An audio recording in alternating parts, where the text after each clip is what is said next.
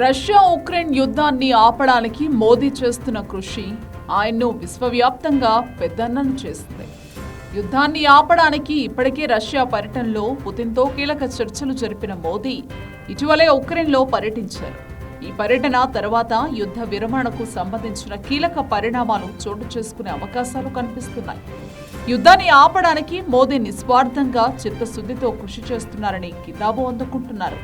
అగ్రరాజ్యాలైన America, China లాంటి దేశాలు అటు రష్యాకో ఇటు ఉక్రెయిన్కో వంతపాడుతున్నాయి.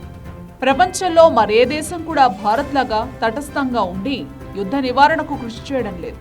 రష్యాతో స్నేహ సంబంధాలు కొనసాగిస్తూనే ఉక్రెయిన్పై దాడులను ఖండించడం ద్వారా భారత్ విశ్వసనీయత కలిగిన మధ్యవర్తిగా గుర్తింపు పొందింది. యుద్ధ సమయంలో కూడా రష్యాతో స్నేహ సంబంధాలు, వాణిజ్య వర్తకాలను భారత్ కొనసాగించింది. అమెరికా ఆంక్షలు విధించినా సరే రష్యా నుంచి భారత్ క్రూడ్ ఆయిల్ దిగుమతి చేసుకుంది. దీంతో భారత్ మొదట రష్యా మనసు చూరగొన్నది. రష్యాకు ఇప్పుడు నరేంద్ర మోదీ పెద్ద అభిమాన హీరో అయిపోయారు. ఇటీవల భారత ప్రధానమంత్రి నరేంద్ర మోదీ రష్యా పర్యటించిన సందర్భంగా ఆ దేశ అత్యున్నత పౌర పురస్కారమైన Order of Saint Andrew the Apostle ను అధ్యక్షుడు వ్లాదిమిర్ పుతిన్ అందజేశారు. భారత్ కు పెద్ద కీర్తిని తెచ్చిపెట్టింది.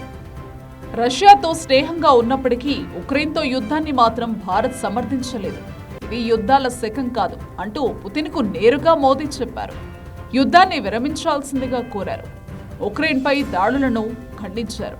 అయితే తాము ఉక్రెయిన్పై ఎందుకు దాడులు చేయాల్సి వచ్చిందో కూడా పుతిన్ మోదీకి వివరించారు. రష్యా వాదన విన్న మోదీ ఇప్పుడు ఉక్రెయిన్ అధ్యక్షుడితో చర్చలు జరిపారు. రష్యా చేసిన వాదనలను మోదీ ఆయన ముందుంచారు. యుద్ధ విరమణకు మార్గాన్ని సూచించారు.